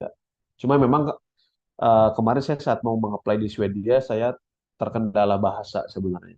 Jadi kalau untuk dunia saya di railway, persyaratan untuk bisa bahasa Swedianya cukup tinggi gitu. Dan saya karena tidak terlalu bagus, saya jadi prioritas kesekian gitu. Cuma kalau untuk negara lain ya masih terbuka untuk saya. Jadi sekarang belajar bahasa Swedia dulu ya, Kang, di Antara Indonesia. belajar bahasa Swedia atau saya apply ke Sistra yang di negara lain aja. Ya. Yang Tapi cukup mungkin bahasa aku Inggris kalau, saja. ya benar. Aku mau menambahin, kan nggak boleh boleh nggak balik ke Indo, tapi Iya. di market kerja di Swedia sendiri itu agak tricky. Satu, bahasa, dan dua, apa ya? Ya tricky deh pokoknya. Ya. Oke. Ini Kang udah mau sejam sebenarnya. Kang masih available sampai berapa Oh, menit? saya masih available sih. Masih mungkin Oke, sekitar berarti sampai tengah malam lah ya. 30, ya 40 menit lagi saya masih available. Oke, Nggak apa-apa. mudah-mudahan tapi ini si webinarnya enggak nyuruh kita pergi ya. Karena saya set Oh iya sejam, benar ya. ternyata nggak cukup ya sejam. Iya, Mudah-mudahan iya. sih nggak mati nih webinarnya. Iya. Paling saya akan open lagi untuk Satrio. Mangga kalau misalnya masih perlu untuk berbicara. Iya, baik, Kak. Suara saya terdengar ya? Lumayan kecil tapi coba aja. Halo, halo. Ya, halo. Terdengar ya? Kedengeran tapi kecil. Nggak apa-apa, dicoba aja. Oke. Saya mau tanya tentang ini sebenarnya, post study visa. Nanti ketika kita sudah graduate dari sana, itu akan tersedia opsi visa untuk stay di sana sampai berapa bulan, Kak? Oh. Karena saya juga sudah mempertimbangkan buat switching karir nih. Saya kebetulan di Indo juga bekerja sebagai ASN. Kebetulan mungkin ini akan relate dengan apa namanya, dengan pengalaman kepemimpinan dan sosial, Kak ya. Oh, karena saya merencanakan buat switching karir untuk stay di Eropa dalam waktu lama. Karena saya Oke. akan pensiun dalam waktu dekat rencananya. Oke, terima kasih Kak Satrio. Ada info nggak Kang soal? Tapi yang jelas ada visa pencari kerja setelah lulus kuliah. Cuman saya nggak yakin itu berapa lama visanya. Iya, saya tahu infonya. Iya, jadi di Swedia itu ada namanya kalau kita sudah lulus kuliah ada namanya job seeking visa application. Itu bisa 1 tahun kita Oh, 1 stay tahun. di Swedia 1 tahun setelah kita lulus ya. Jadi salah satu syarat apa namanya dokumennya adalah bukti bahwa kita sudah lulus apa namanya sudah lulus master degree ya, sudah lulus master 120 kredit. Nah, itu bisa kita cantumkan dokumennya untuk persyaratan job seeking visa application. Tapi hanya bisa mengajukannya langsung 1 tahun. Nah, Hmm. artinya kita harus bisa menyediakan bukti bahwa kita mempunyai dana yang cukup untuk menunjang kehidupan kita selama 1 tahun ke depan. Jadi kalau requirement-nya kan seorang itu sekitar 10.500, seingat saya itu ya, dari eh, imigrasinya Swedia ya. Jadi itu dikalikan 12 bulan, 1 tahun. Berat Berarti itu. kan sekitar 120.000 krona. 120.000 krona dikali 1.500 rupiah, kalau dikerupiahin mungkin sekitar ya 180 sampai 200 juta. Kita harus bisa Lumayan berat. menyediakan, ya, kita harus bisa menyediakan bukti bahwa kita punya uang segitu gitu, untuk membiayai hidup kita. Karena balik lagi visa itu yang mengeluarkan adalah imigrasinya Swedia. Sedangkan untuk job seeking visa application sudah tidak ditanggung oleh eh, Swedish Institute lagi gitu. Jadi ya bisa stay di sana, tapi mungkin selama 2 tahun studi sambil menabung juga tuh uangnya ya, Iya, untuk benar. menyediakan Iya, dana itu. iya, benar. Sip. Kita kembali ke slide dulu sebentar. Oke. Kita selesaikan yang di slide-nya tadi sampai mana ya? Oh, cerita menghadapi perbedaan cuaca dan budaya di Swedia. Kayaknya tadi ini udah ya, Kang, kebahas. Kita skip aja. QA, udah. Ini berkas yang perlu disiapkan University Admission, Oh iya. ijazah S1, minimum 144 credits, diploma 4, it's not always accepted. Ya, jadi kalau ada yang nanya, ada minimum IPK berapa nggak? Itu aku nggak lihat, tapi adanya minimum credits dan juga akreditasi. Betul. Kemudian transkrip akademik dalam Inggris dan Indonesia. Ijazah biasanya udah otomatis bilingual kayaknya ya. Tapi kalau transkrip mungkin masih dalam bahasa Indonesia aja ya, universitas di kita. Jadi Iya. mungkin perlu ditranslate. Terus English test itu dibutuhkan pada saat ke university admission, pendaftaran ke kampusnya. Kalau ke SI-nya nggak Mm-mm. diminta ya, Kang ya? Nggak diminta, hanya Iya. jurusannya aja, program. Yes, betul. Dan mungkin beda program, beda lagi persyaratannya, berkas yang harus teman-teman submit. Ya, biasanya Eh, sih kalau ini ya, jurusan yang sosial biasanya minta IELTS-nya cukup tinggi, 7 mungkin biasanya, setahu saya. Tapi kalau kayak saya yang jurusan teknik engineering biasanya nilai overall 6,5 cukup. oke. Ya, betul, betul. Make sense juga sih. Nah, ini ada tanggal penting, Oktober sampai Januari, daftar ke jurusan yang diminati ke University Admission. Kemudian Novembernya, info pendaftaran beasiswa dirilis. Kemudian Februarinya baru bisa dibuka tuh pendaftaran beasiswanya. Kemudian Maret pengumuman dari University Admission, kamu diterima enggak jurusan program tersebut, baru setelah itu pengumuman beasiswanya. Nah, jadi kalau dilihat dari sini kita daftar dulu tuh ke kampusnya, terus baru daftar Betul, ke beasiswanya. betul. Kayak gitu. Saya mau nambahin sedikit kan di sini. Boleh. Jadi ini adalah salah satu menurut saya kelebihannya daftar kuliah di Swedia ya, daftar kuliah master terutama ya. Semuanya itu melalui satu pintu lewat University Admission yang mencakup untuk seluruh kampus dan seluruh jurusan atau program studi di Swedia. Jadi ibaratnya ini mirip kayak kita kalau di Indonesia apa namanya sih sekarang ya? SPMB ya? SNMPTN, SBMPTN. Saya lupa lah apa ya. Ibaratnya itu. Itulah. Pokoknya ya itulah. SNMPTN lah, anggaplah namanya SNMPTN ya kalau kita daftar S1 di Indonesia. Itu semuanya satu pintu lewat sana. Jadi kita tidak perlu daftar satu persatu ke kampusnya. Karena ini berbeda nih, setahu saya kayak di Inggris, di Belanda, di Jerman, kita masih harus manual satu-satu daftarnya tuh.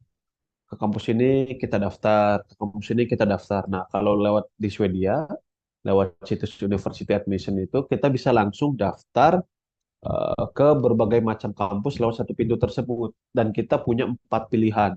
Kita bisa apply 4 pilihan tuh, dengan universitas yang beda-beda. Gitu. Terus saya tadi lihat sekilas ada pertanyaan di chat ya, baiknya daftar sesuai ranking kampus atau sesuai jurusan. eh ini balik lagi kondisi tiap orang beda-beda. Eh, Memang ada urutan kampus, memang ada ranking kampus ada.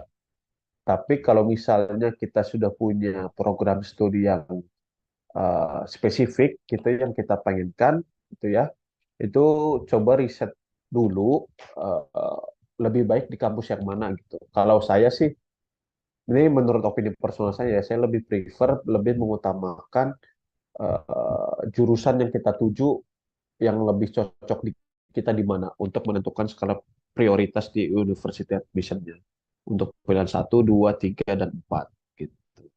Contohnya kalau misalnya jurusan kesehatan tuh kan di Swedia paling bagus di Karolinska Institute ya.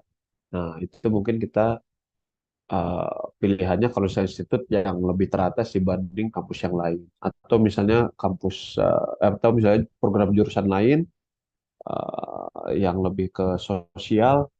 Biasanya tuh di Swedia yang bersaing itu antara Lund University sama Göteborg University. Secara peringkat kampus, Lund lebih tinggi dibanding Göteborg. Tapi setahu saya juga, kata teman-teman saya nih ya, ada beberapa program jurusan yang di sosial yang, oh di Göteborg dia reputasinya lebih bagus daripada di Lund gitu. Tapi saya juga lupa apa nama jurusannya. Ya balik lagi sih riset ya.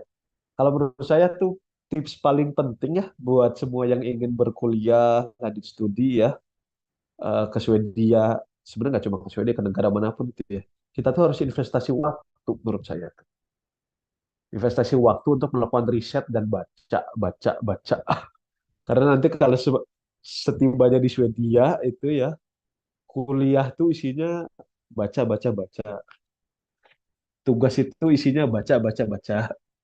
Kita tuh harus sering-sering baca gitu. Jadi paling tips menurut saya paling ampuh nomor satu setelah niat itu investasi waktu. Mantap. Kang, kita masih punya banyak QA, kita coba skimming. Mungkin saya Iya, akan coba dari bawah iya, ya. Uh, iya, boleh. Bagaimana jika diterima di UNIF namun tidak diterima beasiswa? Itu kayaknya tergantung kita mau ngambil atau enggak ya.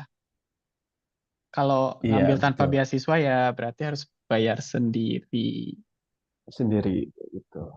Apakah bisa misalnya letter of acceptance itu kita keep untuk round beasiswa tahun depan? Kayaknya nggak bisa ya. Eh di Swedia itu sesuatu yang uncommon, ya bisa Hmm. defer kuliah ya. Tapi ada beberapa kondisi khusus tertentu yang statusnya kita bisa defer. Contohnya, misalnya hamil, misalnya, atau melahirkan, atau kita sakit, ya. Kayak contohnya waktu pas zaman COVID itu, setahu saya banyak mahasiswa yang mendefer karena alasannya dari pemerintah Indonesia tidak mengizinkan untuk keluar karena status COVID dan lain sebagainya. Atau misalnya apa lagi ya, dinas militer, ada juga tuh kayak gitu tuh, misalnya yang kena wajib militer di negaranya. Tapi itu sesuatu yang uncommon. Ya. Jadi in general biasanya di Swedia itu tidak bisa di defer kuliahnya. Maksudnya letter of acceptance ya. Ya. Karena alasan tidak ada beasiswa itu bukan alasan yang kuat untuk bisa mendefer kuliah. Nah, biasanya tapi kalau nggak bisa di defer kuliah, ya kita tahun berikutnya kita daftar kuliahnya lagi aja. Biasanya kalau di tahun sebelumnya kita udah diterima, di tahun berikutnya pada saat kita daftar ulang lagi, kemungkinan besarnya kita akan diterima lagi. Tuh. Tapi memang ya perlu keluar biaya lagi yang 900 krona Ya. tadi itu untuk aplikasi. Ya. Ya soalnya kayaknya sebenarnya kayak lebih gampang keterima di kampus daripada keterima di beasiswanya lah pasti ya. Betul, ya. Oh ya, saya lupa share. Acceptance rate beasiswa SSGP itu hanya 5% sebenarnya, 4-5%. Dan Wow. beasiswa ini kan diberikannya ke negara-negara berkembang ya. Jadi saingan kita itu negara-negara banyaknya dari Afrika sebenarnya. Hmm. Negara berkembang Hmm. Afrika atau Asia Tengah, Asia. Hmm. ya Asia Ya. Tengah. Asia Tenggara itu hanya Malaysia, Singapura tuh nggak termasuk di list. Mungkin karena dianggapnya udah negara maju kali ya. Saya nggak tahu. Bisa Asia jadi sih. Asia Tenggara itu hanya Indonesia, Vietnam, Filipina, saya lupa dah. Ya daftar list negaranya ada di websitenya lah. Ya, Gitu. siap. Bisa dibaca di sana. Kita lanjut. Kang, apakah nanti slide-nya akan di-share? Ya, nanti saya akan coba kirimnya di email atau di mana gitu. Lalu bagaimana model apply kalau untuk PhD program di Swedia? Apakah cari profesor dulu atau by project dosen seperti di Jerman dan Belanda? Kemudian berikutnya apakah perlu... ini lumayan ke spesifik PhD dan kita kurang bisa ngejawab soal Tapi itu PhD setahu saya atau by enggak? project. By By project. project. Oke. Iya, lowongannya disampaikan di website kampus masing-masing. Lowongan dan topiknya. Iya, by project ya. Apakah mungkin pasangan suami istri sama-sama lolos di IGP di tahun yang sama? Kayaknya bisa-bisa aja ya. Bisa-bisa aja. Cuma saya belum pernah Mm-mm. mendengar cerita itu ya. Kalau Mm-mm. ada yang bisa seperti itu mungkin bisa jadi sejarah baru buat Indonesia at least. Buat S1 apakah cukup IGCSE apa itu? Atau harus punya A level untuk buat kurikulum Cambridge? Kita nggak ada pengalaman buat S1 lah di sini ya. Kayak belum bisa ngejawab, maaf. Boleh share link beasiswa S2 ada di sutisna.com dan juga nanti di slide ini ya Kak. Izin bertanya, sebelumnya saya telah bergabung. Apakah jenis beasiswa ini mewajibkan nilai IELTS? Iya, Kak, karena apply ke kampusnya butuh IELTS. Link pendaftaran beasiswa nanti ada di slide ini. Halo Mak Sisan, kalau mau daftar beasiswa SEGP harus dapat LOA-nya dulu ya? Betul ya? Enggak ya? Enggak dong kalau daftar. Enggak. Jadi ini salah satu yang bagusnya juga dari Swedia. Jadi SSGP itu dia benar-benar ngelink dengan hasil university admission. Jadi kan tadi kalau dilihat timelinenya itu kan kita itu akan daftar kampus dulu, lalu kemudian daftar kampus itu kan periodenya Oktober sampai Januari.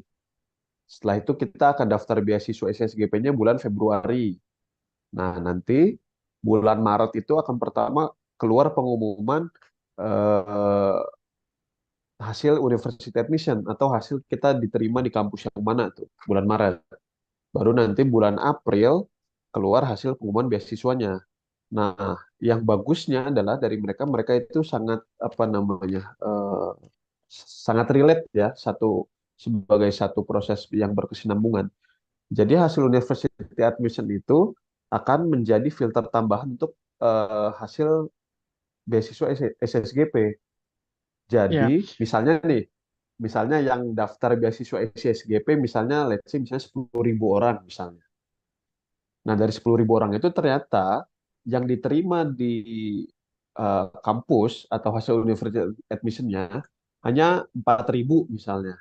Ya udah tuh, itu udah langsung jadi filter tuh. 6.000 yang tidak diterima university admission pasti nggak bakal keterima beasiswa SSGP. Jadi beasiswa SSGP dia hanya akan mempertimbangkan yang 4.000 orang yang diterima di kampusnya aja gitu. Dan itu seleksinya udah dari mereka langsung. Jadi kita nggak perlu repot-repot apa namanya menunggu hasil LOE-nya ya, karena itu udah jadi satu timeline yang saling berkesinambungan gitu. Ya, betul. Jadi nggak harus nunggu LOA, daftar dulu SEG, daftar ke kampus, daftar ke beasiswa kalau sudah dibuka. Kemudian setelah selesai master degree, apakah dapat izin visa tinggal di Swedia? Nah ini tadi udah kejawab ya. Kita bisa daftar job seeking visa, Tapi tentu saja ada syarat-syarat yang harus dipenuhi. Kemudian, apakah dalam penulisan pengisian aplikasi beasiswa terdapat tema-tema atau topik khusus disukai seperti energi, SDGs, dan lain-lain. Tadi di slide di awal udah di mention bahwa penekanan pada SDGs itu sangat-sangat ditekankan. Jadi yang relevan ke SDGs pasti lebih dilirik. Betul. Gitu nggak, Kang? Ya, betul. Betul.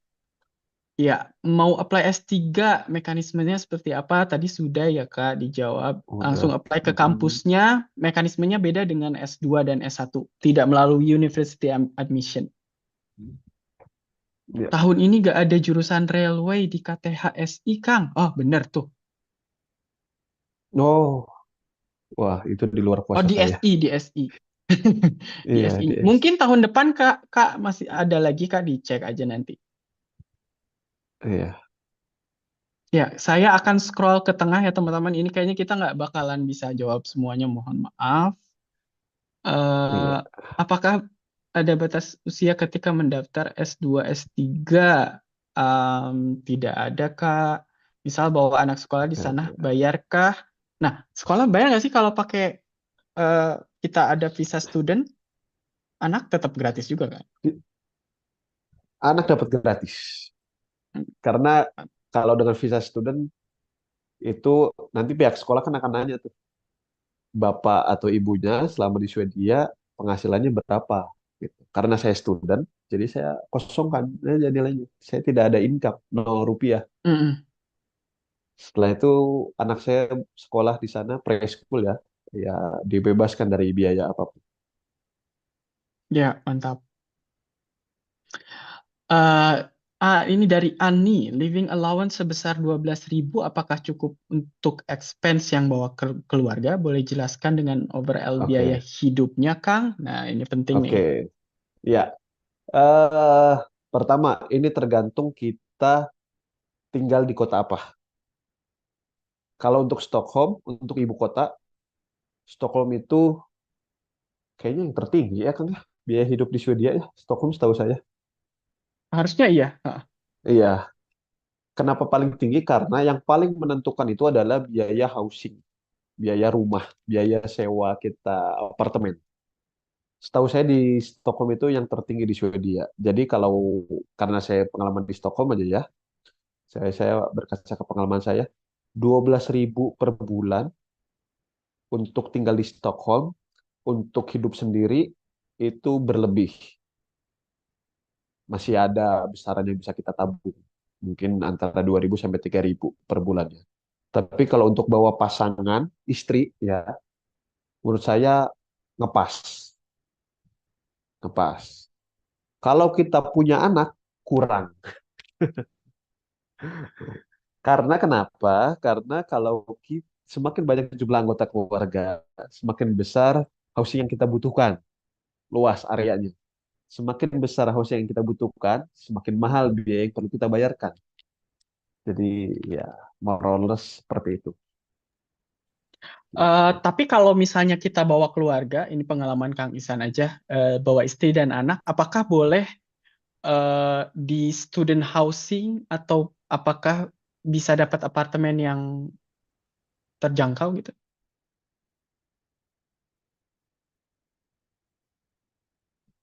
Halo? Kayaknya saya atau Kang Isan ya. Sebentar, sebentar. Ya,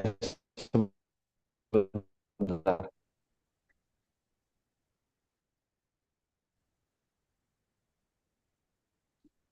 Oh, ini kayaknya Kang Isan ya. Oke, saya coba jawab pertanyaan dulu yang sekiranya saya bisa jawab sendiri ya teman-teman.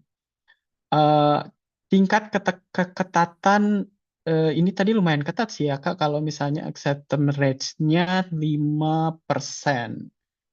Kemudian ada peluang beasiswa apa lagi di Swedia, Kang?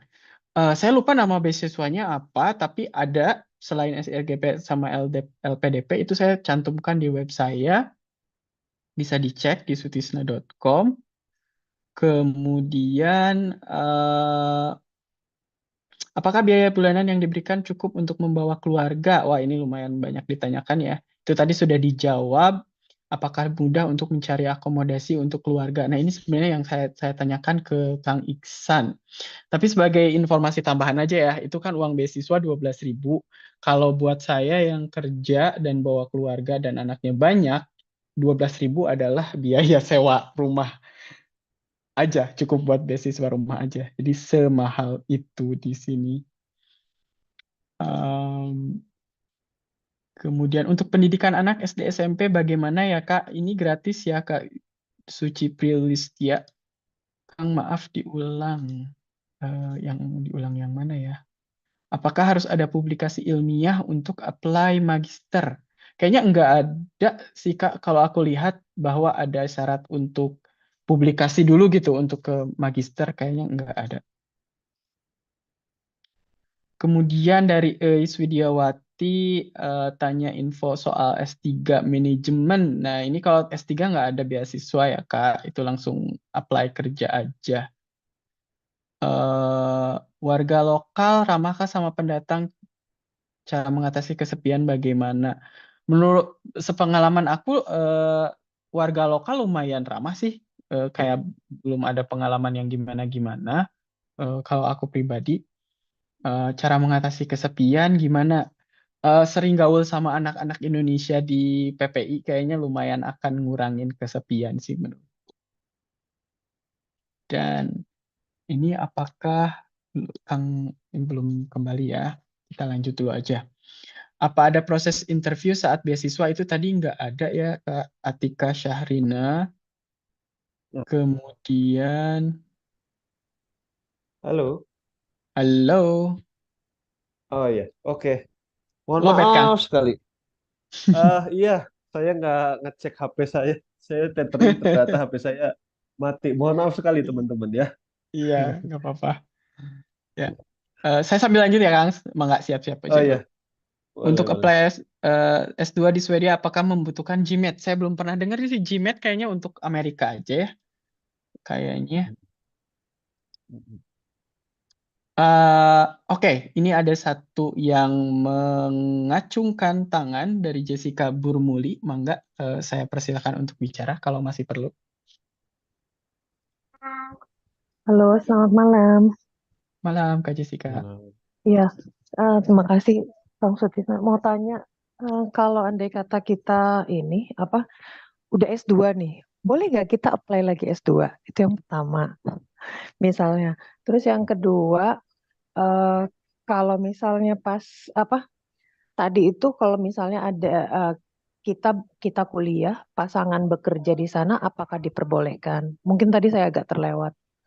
Sama yang satu lagi, apakah ada selain IELTS, apakah ada syarat lain, khususnya mungkin minimal IPK atau jarak, kan ada beberapa beasiswa itu jarak ijazah kita yang terakhir sama yang waktu kita mau apply beasiswa itu nggak boleh lebih dari sekian tahun. Nah, apakah di Swedia berlaku seperti itu atau gimana? Terima kasih. Terima kasih, Kak Jessica.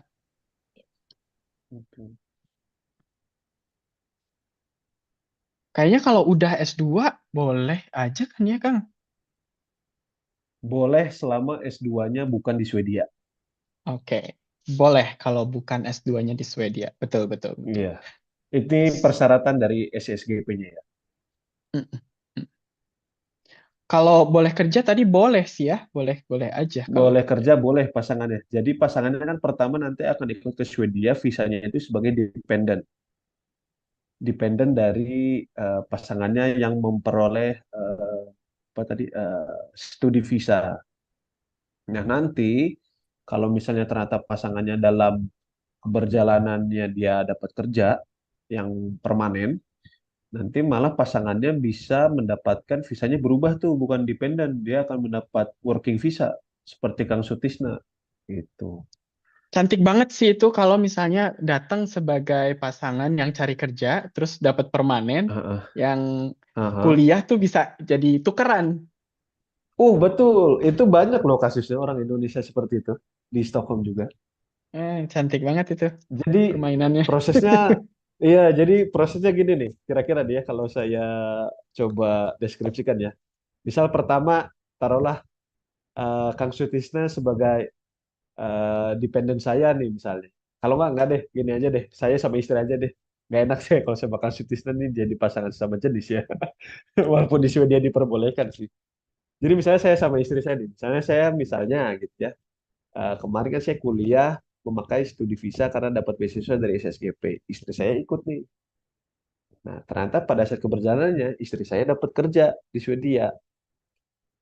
Istri saya kan akan mulai bekerja di misalnya di sebuah company. Nah, dia nanti visanya akan berubah tuh. Jadi dia akan diurus lah gitu ya sama kantornya untuk mendapatkan working visa gitu.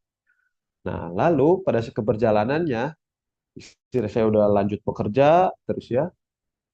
Kan kalau visa studi itu kan ada masa expirednya sesuai studinya udah beres atau belum nih, kayak saya sekarang. Dan misalnya saya kemarin studi visa saya expire bulan Juni kemarin sebenarnya. Kalau saya nggak perpanjang ya, misalnya expire bulan Juni. Nah berikutnya karena pasangan saya nih istri saya ini udah punya working visa, berikutnya saya nggak perlu lagi apply untuk job seeking visa. Saya akan apply untuk dependent dari istri saya saja yang sudah memiliki working visa gitu. Baru nanti sambil saya apa namanya punya visa dependen ke istri saya itu, saya nanti cari kerja lagi lanjut di Swedia. Jadi bisa gitu, bisa tukeran. Itu ada kok beberapa kasusnya banyak di Stockholm seperti itu. Mantap. Oke, kita kembali lagi ke Q&A. Kan kita mau berakhir jam berapa nih? Di saya 15.27 ini. Mungkin sampai 45 kali ya. 45. Jadi Oke. sekitar 23 menit lagi ya. Nah, Siap. Lumayan lah itu, Kang. Terima kasih loh, Kang. iya, Ya, nggak apa-apa. ternyata lumayan banyak juga yang masuk. Untuk pemberi beasiswa dari Swedish government, Kak, ya betul, Kak, dari pemerintah. Em, Kalau untuk SIGP Vehicle Engineering di KTH, chance-nya gimana? Alur apply scholarship-nya terlebih dahulu di UNIF-nya dahulu. Ya, UNIF dahulu terus baru ke beasiswanya. Nah, cuman vehicle engineering Ada itu di KTH memang. Vehicle engineering itu ada. ada dua juga tuh kelompok kerjanya. Ada yang ke jalanan ya, ke road atau ada yang ke rail. Oke. Nah, begitu katanya Kak Leonardo. Kemudian ini dari Kak Helen, salam kenal, mau tanya apakah setelah kuliah S2 mudah cari kerja di sana? Kalau mudah saya nggak bisa berani ngomong mudah, tapi boleh. Iya, iya. Chance-nya lebih Eh, besar. ya, chance Ya, bisa. dibilang mudah enggak juga. Nggak juga. Tapi boleh dan bisa. Apakah bisa kalau sudah S2 di Indo mengajukan S2 di Swedia? Itu bisa ya, Kak, barusan udah dijawab. Bisa. Minta recording ya, nanti kita share ya, Kak, recordingnya ini ke record juga kok. Dewi Heni, tidak ada batasan jarak S1, S2, S3, kayaknya nggak ada ya kalau. Terus tadi Nggak juga ada. kan Jessica nanya soal IPK jarak ijazah itu nggak ada Oh, sih kok. nggak ada. Nggak ada. Simple sih Tuh. di sini syaratnya, nggak yang neko-neko kayak gitu. Iya. Nah, balik lagi tadi ya, tidak ada diskriminasi usia ya, baik secara untuk apply kerja, apply pendidikan, nggak ada sama sekali. Selama kita memenuhi requirement yang disyaratkan ya, oke, it's fair. Diterima aja pasti. Mm-mm, mm-mm. Selama tinggal di sana, apakah Muslim perempuan aman selama ini? Nah, kalau dari aku sih Hmm, aman-aman aja sih. iya. Menurut saya relatif aman. Iya. Eh, ini lumayan udah banyak yang ini juga sih. If I got accepted, apakah cukup bila saya membawa istri depending on the living cost from SPS? Nggak cukup. Kalau sama istri mah cukup ya? Ngepas. Iya, kalau sama pasangan, kalau untuk di Stockholm, ngepas lah. Kalau untuk di kota lain mungkin ada lebihnya ya. Ya balik lagi tergantung housing sih, harga housing. Iya benar. Tadi aku bilang Kang ke teman-teman Apa? duniawi, 12.000 Heeh. itu harga apartemen gue. Nah, Jadi kayak iya, iya. semahal itu 12.000 gitu. kan harga apartemen Kang Tisna karena Kang Tisna bukan terdaftar sebagai student, ya kan? Bukan, iya. Ya, dan juga ada anak juga, jadi apartemennya Mm-mm, cukup luas. iya. Kalau Padahal itu udah apartemen ke student pinggir. biasanya, iya, padahal itu udah di pinggir kota ya. Udah Tapi di kalau untuk apa housing apartemen student biasanya lebih murah. Kayak di tengah kota untuk yang studio tuh bisa tuh ya cuma berdua ya. Sebulannya 6.500 ada. Tadi tuh saya nanya pas Kang Isan keputus, itu bisa di student housing nggak kalau bawa anak? Student housing bisa karena status Eh, kita kan student. meskipun Cuma bawa memang anak. pilihannya nggak meskipun bawa anak. Cuma memang pilihannya nggak banyak. Memang student housing yang cukup besar itu pilihannya nggak banyak. Hmm, oke. Karena kan balik lagi kalau di Swedia atau di negara Eropa umumnya karena eh, mereka itu rata-rata sampai S2 itu kan gratis ya, nggak ada biaya ya. Jadi biasanya yang namanya student housing itu ya rata-rata memang penghuninya muda-muda. Jadi kadang Mm-mm. kalau melihat kita yang dari internasional, banyaknya dari Asia Tenggara gitu atau Asia Selatan kayak Bangladesh, Pakistan begitu melihat, wah umurnya udah 30-an gitu kan. Kayak saya kan udah 30-an. 30-an masih lanjut kuliah bawa keluarga gitu kan. Jadi mereka cukup wow juga. Wah, kamu nggak berat dengan living cost kamu. Ya, dicukup-cukupin aja lah dengan uang beasiswa dan tabungan tambahan ya. Iya, iya. Ini menarik nih. Cara kakak apply magang di Swedia saat S2 prosesnya bagaimana? eh Via LinkedIn. Saya bisa bilang. Via LinkedIn, balik lagi via LinkedIn. Ya, yang Pinter-pinter kita profile nyari dan LinkedIn-nya menemukan belum, opportunity. ya, eh, kalau LinkedIn-nya belum diberes-beresin, bisa dari sekarang mulai diberes-beres. Iya, Apakah beasiswa S2 juga untuk biaya keluarga? Enggak ya, Kak. Enggak untuk keluarga. enggak, enggak, enggak untuk keluarga. Eh, Kang Ica bisa lihat pertanyaannya nggak? Takut kali aja mau pilih, Kang. Aduh, saya bingung juga nih, banyak. Iya, iya. Saya karena tadi baru join lagi, saya cuma bisa baca yang 5 terakhir nih. Di contohnya apa nih? Hmm, Apakah boleh penerima beasiswa diperbolehkan untuk bekerja? Boleh, selama tidak mengganggu performa studinya. Jadi, beasiswa SGP ini kalau nanti udah diterima, mereka itu mensyaratkan setiap semesternya itu harus lulus kuliah minimal sekitar 22,5 kredit atau sekitar 75% dari total mata kuliahnya. Dia jadi ada apa namanya? Ada laporan tiap semester yang harus kita laporkan. Kayak semester lalu kita lulusnya berapa.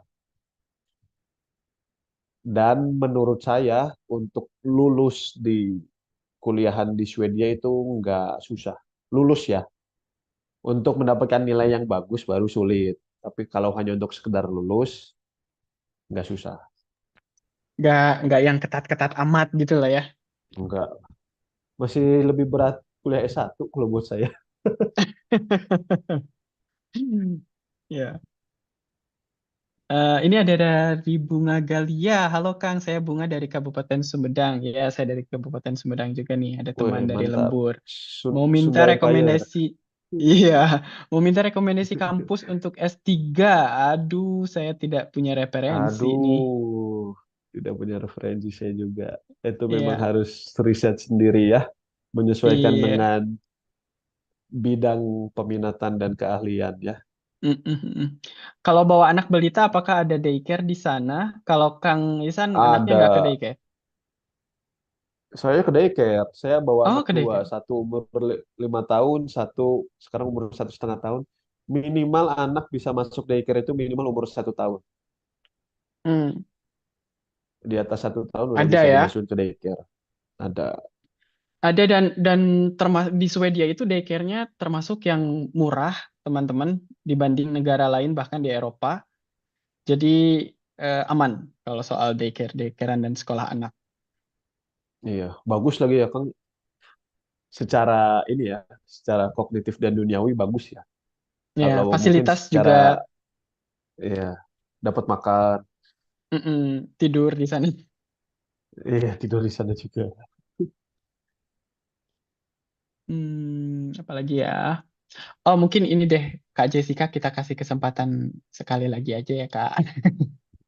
Takutnya ada Aduh, Kang, sorry. pertanyaan Thank you. susulan. Ini mau tanya tentang kalau bekerja di sana, khususnya mungkin yang apa? Kan kemarin tuh saya pernah lihat postingan Kang Sutisna kalau nggak salah tentang misalnya jadi guru atau jadi yang publik-publik misalnya yang kayak nursing apa segala macam. Nah, kalau misalnya guru itu kita perlu ada sertifikasi khusus nggak kejar di sana atau kita bisa langsung apply gitu. Misalnya kalau suami saya kuliah, saya mau kerja gitu kan. Karena background. Suaminya yang guru ya. Mm, Iya. Eh, Udah pasti harus ada penyetaraan sih kayaknya ya, karena mm, rata-rata Betul. itu berbahasa Swedia dan mm, bahkan di sekolah internasional sekalipun tetap mm, butuh kemampuan bahasa Swedia, meskipun mungkin kemampuan bahasa Swedia yang disyaratkannya tidak sebesar di mm. sekolah lokal, tapi di internasional juga mereka ngomong bahasa Swedia atau belajar bahasa Swedia. Jadi Kang Oh Isan iya. ada tambahan nggak? Mm, Iya. Ambil sertifikasi dulu menurut saya kayaknya perlu ya. Karena saya mm, waktu daftarin anak saya ke sekolah itu ada tuh diliatin mm, guru-gurunya anak saya itu diliatin mereka mm, masing-masing punya sertifikasi apa aja gitu. Jadi kalau mm, yang berurusan dengan publik mm, itu pasti butuh sertifikasi, Pak. mm. Kang izin tanya, kalau yang di Swedia itu apakah seperti Jerman yang ada leveling bahasa atau dia di Swedia itu yang kayak English aja, ya pembagiannya paling beginner, advance atau yang Eh, middle gitu a- misalnya. ada levelingnya Ada. ada. Oh, oke oke. Hmm. Tapi kalau Ya, mau thank belajar you. bahasa Swedia kita bisa gratis loh di Swedia. Ada nama kelasnya namanya Oh, SFI, Swedish for Immigrant. Itu kita bisa daftar oh, dan gratis. oke. Intensif gitu berarti ya, Kang? Intensif, Ya. bisa part time. Ya, tapi kalau mau Oh. cepat bisa ya berarti harus yang intensif, Pak. Intensif itu berarti Senin sampai Jumat eh, les terus lumayan tuh Hmm. sekitar Hmm, 5 jam hmm. sehari. Oh, wow, oke oke. Ya, nuhun ya, Kang. Thank you. Terima kasih Kak Jessica. Ya, Ini ada pertanyaan menarik nih, belum sempat kebahas kita dari tadi. Apa bedanya kuliah Mhm. master 1 tahun dan 2 tahun? Apakah lama studi saja Oh, atau ada perbedaan lain? Kayaknya sih sebenarnya lebih ke, kalau saya lihat kreditnya setengah, makanya iya, jarak ah, kuliahnya juga setengah. iya. Saya juga pemahaman saya juga seperti itu betul. Kalau yang 2 tahun jumlah kreditnya 120 kredit, kalau yang 1 tahun 60 kredit ya. Betul. Dan itu pun kayak, kalau saya waktu itu pada saat, wah saya pengen nih SIGP kan, waktu sebelum saya dapat kerja di sini. Dan saya ngincernya yang setahun, karena saya pengen cepat-cepat kerja kan. Iya. Gitu. Em, Beda ya Kak antara template pengalaman kerja dan kepemimpinan dan CP. Iya, Oh iya, untuk ini pengalaman iya. kerja dan kepemimpinan kepisah sendiri ya? Iya, jadi ini ada juga yang nanya ya, mana sih tadi saya, bentar. Oh ya nih, bukti leadership dan bukti kepemimpinan bagaimana bukti yang dimaksud. Jadi nanti kalau teman-teman sekitar bulan Oktober akhir biasanya itu kan mereka akan mengupload template-template dokumennya gitu ya. Itu di template-nya sudah disediakan tuh kita pengalaman bekerjanya itu pernah bekerja di perusahaan apa misalnya, posisinya apa, eh, berapa jam kerja. Berapa jam kerja saya sih biar gampangnya mengalihkannya sebulan berapa sih? 22 hari ya. 22 hari kali 8 jam lah gitu. Terus dikalikan jumlah bulan. Eh, sorry, sorry, enggak. Saya biasanya seminggu 40 jam kan, dikalikan jumlah minggu dalam setahun di mana kita bekerja. Kan patokannya setahun itu kita bekerja sekitar 48 sampai 50 minggu. Nggak mungkin 52 minggu. 48 sampai 50 tinggal dikaliin aja. Hasilnya berapa jam kerja. Terus nanti di situ ada buktinya itu adalah tanda tangan dari bisa atasan kita atau bisa dari HR. Dan nanti ditambahi dengan cap basah dari tempat di mana kita bekerja gitu. Itu ada diperjelas di situsnya mereka. Jadi in short way, memang kalau kita mau mengapply beasiswa SSGP ini, kita tidak bisa apply yang apa namanya sembunyi-sembunyi ya ke perusahaan kita ya. Jadi nggak bisa yang sembunyi-sembunyi terus tiba-tiba kabur resign dari perusahaan kita terus apply ini nggak bisa karena kita membutuhkan perusahaan kita juga untuk bukti bahwa kita sudah bekerja di sana.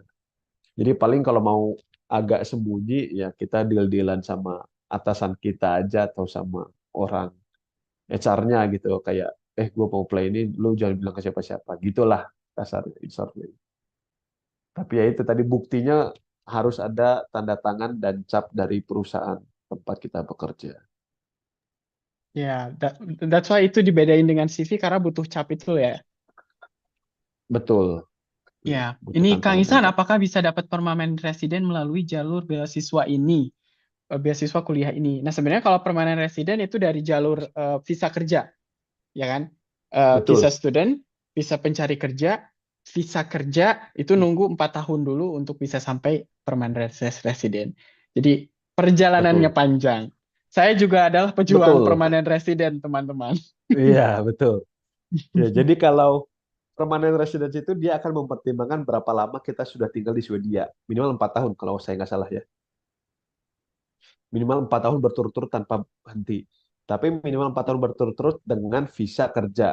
Jadi visa belajar itu tidak termasuk dalam hitungan apa namanya tabungan tinggal untuk menjadi permanent residence. Mhm. Ya. Ini ada yang nanya Lutfi Priambodo ingin melanjutkan S2 Sustainable Energy di KTH atau LUN. Apakah dunia kerja Swedia cukup terbuka untuk menerima lulusan S2 Datu LN Swedia? Maksudnya apa ya? Tapi soal sustainable energy ini kan green technology bukan sih salah satu industri yang Iya, hot di Swedia dan kayaknya peluangnya lebih banyak daripada industri yang lain. iya, iya. Eh, Setahu saya ya, setahun terakhir itu tren tentang sustainable energy, sustainable itu kan selalu hot dan di Swedia cukup banyak lowongannya. Tapi lokasi kerjanya yang lagi hot setahun terakhir tentang sustainable energy itu biasanya lokasinya di Swedia Utara, Ya, makin dingin arah tuh. Luleå, Skellefteå di atas sana.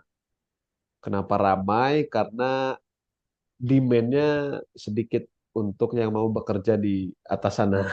Ya, Kang Sutisna ya. Tuh, Kenapa saya demand-nya sorry, sorry ya. Kenapa supply-nya sedikit tapi demand-nya tinggi tapi tidak diimbangi dengan supply yang cukup karena tidak banyak orang yang mau bekerja di Swedia Utara sana. Karena lokasinya karena yang terpencil terpencil dan dingin sekali. dinginnya bisa puluhan minus. Iya, tapi peluangnya besar di sana di Skellefteå. Oke, Skellefteå Luleå. ini masih ada 61 pertanyaan yang masuk dan sayang sekali tidak Iya, bisa dijawab semuanya. Tapi alhamdulillah iya, maaf setengahnya ya. udah dijawab ya teman-teman. Paling saya mau share lagi slide-nya, slide lagi sebelum kita akhiri sesi Oh iya, webinar oh, Dunia betul. UI kali ini. Ada pesan sponsor dulu nih teman-teman. Kalau teman-teman ngerasa program duniawi dan webinar ini bermanfaat, teman-teman boleh dukung kita dengan donasi ke nomor rekening Yayasan Sawala Indonesia Berdaya di nomor rekening berikut. Yang banyak ya teman-teman, tolong. Iya, Saya mau infoin juga bahwa saya sudah dapat nih jadwal dan juga pembicara untuk topik webinar yang kedua. Haji. Kita akan bahas mengenai industri medtech bersama Kang Dwi Aji Hmm. Kurnia Putra, Kang Oh, Aji, mantap Mas. Kalau ini Mas Dwi Mas. Aji Ya. yang di Indonesia dokter, tapi kemudian pindah ke Swedia, tapi di Swedia kerja di medtech. Ini menarik peluang industri medtech dan Iya. juga ternyata ada jalur yang lain ya selain dokter di Indonesia jadi spesialis yang topiknya lagi Hmm. hangat diperbincangkan itu. Ternyata ada jalur lain yaitu pindah aja ke luar negeri termasuk ke Iya, Swedia gitu. betul. Iya, iya. Gitu.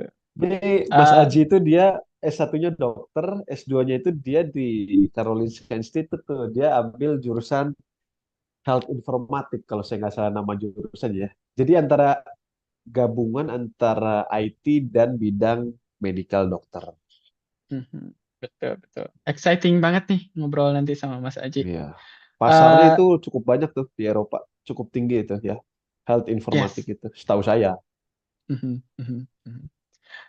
Link untuk daftar di webinar selanjutnya nanti saya infokan di slide-nya juga di sini, jadi bisa teman-teman bisa daftar duluan ya.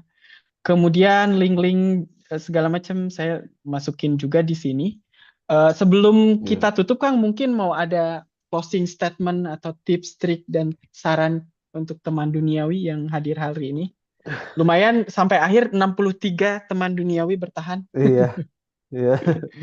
Closing statement apa ya? Kalau dari saya sih, kalau memang benar-benar berminat ya untuk lanjut studi ke Swedia, entah itu untuk mengejar goal, cita-cita karir di Indonesia, ataupun untuk apa namanya changing life ya, saya sangat mendukung sekali apapun itu. Tapi yang paling penting dari semuanya adalah semua niat itu harus dilaksanakan, jangan hanya sebagai wacana.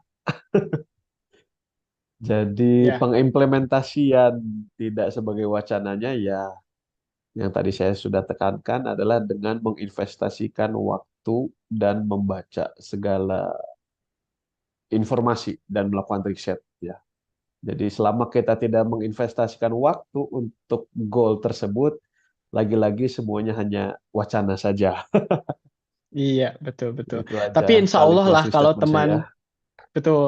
Tapi insya Allah kalau teman-teman duniawi yang hadir di webinar ini tuh udah selangkah lebih maju daripada teman-teman yang Betul, enggak. setuju saya. Ya, jadi Ya. good job buat teman-teman. Good, Brayo keep bet. it up.